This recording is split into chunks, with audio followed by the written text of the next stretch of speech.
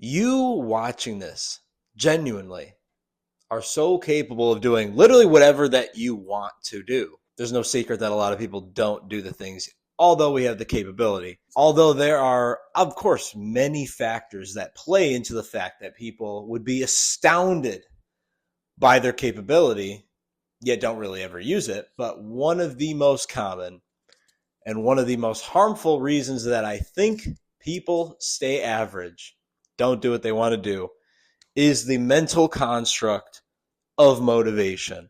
And today I'm going to tell my story of how I had overcome my motivation issues and how I think that we can all overcome this and genuinely be better without this problem. Now, this video hits pretty deep for me because I have had so many personal experiences with the motivation plague. I signed up for multiple sports a year. I can recall back in 10th grade, I did wrestling for a couple weeks. I've done track for like a day and then I quit. I've done basketball, I quit.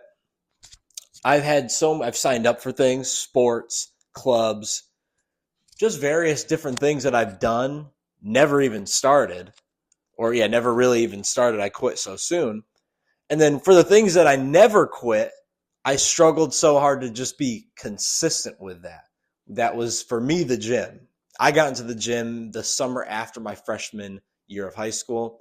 I did really, really enjoy it, but I struggled a lot to be actually consistent with it because of the whole motivation plague. But I've genuinely been able to truly overcome that. I've been able to really tackle all the things that I want to do in this life and just to continue to build on that and continue to love the journey. Just getting right into it. Motivation is an emotion, which I'm not like, oh, emotions are bad. You should be an emotionless man. You shouldn't feel anything. That's completely BS, and I don't believe that. But emotions aren't stable, and they can never be a foundation. A very, very quick example, if you think, oh, maybe emotions are stable, maybe you think that's not true when I'm saying emotions aren't stable. If you get mad, I'm not even going to say if somebody makes you mad, if somebody does something and you feel that feeling of anger, you feel it balled up in your stomach, do you just punch them? Do you slap them? Do you scream and yell? Hopefully not. Some people do, but they're acting out purely on emotion. You can feel something as an emotion, but the goal is to have that thing above the emotion that actually guides your decisions and guides your life, not the motive or not the emotion itself. The first big thing that people have to take away when it comes to motivation is that it comes and goes like the wind. People think that they are just not good at getting motivation, that it's a skill to get better at. That is not true. You can do certain things to influence motivation, but you cannot get better at grabbing it and taking it and running away with it. And another thing people get wrong is that they straight up just think that they need motivation to move on. They think of motivation as the gas in a car. It's like, my motivation tank's real low and motivation prices are real high right now. It's like, no, that's not what it is. And getting right to the second point, the problem arises when you believe that motivation is the vehicle to drive you. The problem arises when you think that you need motivation and you go on that treadmill chasing it. And of course, because it's unstable, because it will actually never serve you consistently, the fact that you're chasing it means that you're constantly chasing something that's going to run away from you and never serve you. That's why. That is the problem. It's been countless times where I'm just genuinely interested in somebody's life and I'll ask like, oh, how's this going? Because they'll say, I don't know, they're interested in something. Like they want to write a book or do a podcast, get in the gym. And I'm like, oh yeah, how's that going? And they're like, I can't get the motivation. I'm just really struggling with the motivation. And so they literally just stay where they are. They don't ever move forward because they're looking for the motivation to change their life. And because motivation is like this low-level, unstable thing, it's just an emotion. That's not the real deeper issue. It is an issue, but it's more like a symptom of an issue. The true issue, the reason why I bounced around from sport teams to clubs to hobbies to doing everything, quitting halfway because I lost the motivation to do it, starting another thing the next 2 days. The reason I had this, the reason why so many people have that, the reason I couldn't stay consistent, motivation is a symptom of this. The real, true, deeper problem is that we are deeply distracted. We kind of always run around frantic. The average person is always being frantic. I was being frantic. This is that feeling when you feel like you're just bouncing around in life and you can't grasp onto something. As soon as you start it, you get too bored and quit and you want to start another thing. And then 2 days later, you get the strongest motivation to just do something else. That all comes from being deeply distracted and truly not knowing what you actually even want in your life. Because you clearly don't. I clearly didn't when I was just bouncing around. If I truly wanted to do something, I would have done it and stuck with it. But I obviously clearly didn't because I'm just bouncing around. So we now know the issues. Motivation is an unstable driver. Well, it's not a driver at all. It's just an emotion. It's awesome when it comes. It's never going to save us at the end of the day. Chasing it is what causes all the problems. We become stagnant. We don't actually go anywhere. And we're genuinely distracted. So now, how can we transcend motivation? No longer look at motivation. People that actually live the way they want, they look at motivation as a bonus, just the cherry on top of the cake. When you wake up motivated, it's like awesome. It's sweet. It's awesome to like just feel a raw emotional desire to do something some mornings. But if you did your most favorite thing in the world every single day, you're not going to always wake up motivated. It's just not how it works. But here's the fix. First thing to realize is that you genuinely just have two choices in this life. You can live the way that you actually want to live. You know, have to work through some discipline, truly work on yourself, or you don't live the way you want to. That's it. Those are your two choices. So when people overthink the whole motivation thing, number one, I think it's really important to just have this awareness is that, look, you can either do it or not. Nobody's going to punish you.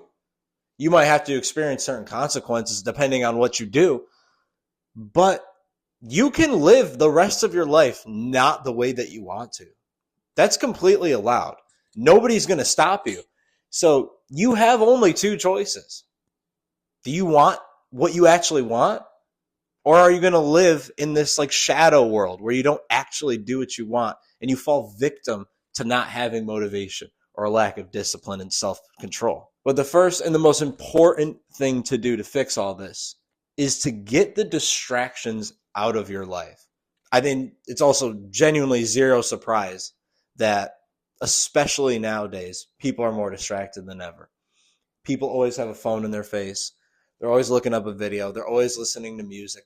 This is what causes that frantic energy, that frantic behavior, and just feeling like you're a bag in the wind of your own life and you don't even know what you actually want, is because you're just being stimulated all the time. The key to this, you have to allow boredom and have to allow silence. There has to be times where you're bored and you're just not doing anything.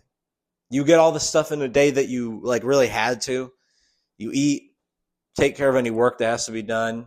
You say hi to your family. You hang out with them a little bit. There's a lot of time. Some days you're going to have a lot of leftover time. You have to allow that boredom. You have to allow a chance to be by yourself and do nothing. You have to allow silence. You don't need to listen to a podcast. You don't need to listen to another song. You need silence and boredom. When you do this, you will genuinely be able to see your life for what it is. All of your creativity will come back. And when you get all the crap out of your face, you're no longer left with a choice but to figure out what you truly want. All this modern stimulation, I talk about this all the time. Modern stimulation it really affects you in every single way. But it clouds what you actually want in your life. It gives you this artificial motivation. When I did wrestling in 10th grade for only like 3 weeks before I quit, I didn't even have a match yet. I saw like TikToks about wrestling. That gave me that like artificial motivation. People do this all the time with stuff like tattoos. I don't know if you've ever noticed that. It's like somebody will see a really cool TikTok about some like tattoo. Yeah, you saw a perspective of a video of somebody else at a tattoo. You really like that. And now all of a sudden, they're like, oh my gosh, I just need this tattoo. It's like 5 minutes before you saw that video, you might have been like, I don't know if I really want a tattoo. But now you have this artificial motivation and you get all the stimulation. It clouds your judgment. And then you get artificial motivation on top of that. That is a recipe for having no blind clue what you even want in your life. So remove the distractions, allow boredom, allow silence, and then start journaling. When you get through the boredom phase and you get more used to that, your brain will start to rethink. Your brain will start to really change how it thinks, what it sees, how it just works overall. Now, you need to start journaling. You need to start producing your own thoughts. You need to start putting it down on paper. Journaling is such an amazing tool, by the way, just for anything, just for life. Start journaling. Do all these. Doing these, you will figure out what you want. There's zero chance that by doing all those things that you won't have at least some sort of a clue of what you want. When you do figure out what you actually want, let's say, like I said, distractions out, you embrace boredom, you embrace silence. You're not scrolling all the time. You're not hopefully not scrolling at all. You're not doing all these crappy habits. Then you start journaling. You're like, you know what? I really want to be a movie director. Let's say that's what you genuinely want. You think about it, and you're like, no, this is genuinely what I want. Or I certainly want to try. You don't have to jail yourself and be like, oh, well, I said I wanted to be a movie director. But let's say you really think you want to do that. Forget about the yearly goal. Forget about the outcome. Forget about the result. You can't be like, well, by 2028, I need my first Hollywood movie. That's also like a form of this, like, it's another mental construct that's going to keep you stuck. What you need to do once you figure out what you actually want is figure out your daily lifestyle. How are you going to integrate this into your daily lifestyle in a way that you enjoy and in a way that's going to get you what you actually want? And again, the real point is to enjoy the journey. You're not going to take your Hollywood movie to the grave. I'm not going to take my workouts to the grave. You have to be able to enjoy your real life. And when you do the daily lifestyle, you're going to actually do far better than being an outcome obsessor. What can I do today? What can I do tomorrow? What can I do throughout the week to enjoy this and to build in the ways that I want to? For me, that's like that was when I finally became consistent in the gym. What's my weekly routine? Like, what's my weekly split? Not the split not the 15 splits that I saw on Instagram. What is the split that I actually want? What stuff do I enjoy? How am I going to actually apply this in my life? That is how you truly change. It's all about the daily lifestyle. Once you develop your daily lifestyle, you understand yourself better and you start changing. Then you understand this is what comes all full circle once you really do this. You will actually develop a true motivation, unlike the artificial coming and going BS, like how most people start out. It's not like that emotional, like, oh, I just can't wait to do this, which again, like I said, some days you will have it, and that's just the cherry on top of the cake. But you'll develop a consistent motivation that's not like the same like emotional desire, but a realization that living the way that you actually want to is far better than not. Like I said, you have those two choices only. You either live the way you want or you don't live the way you want. You get a new true motivation when you realize that's a far better way to live than the other choice, than living in this shadow world where you just think about doing stuff and you live the rest of your life not doing it.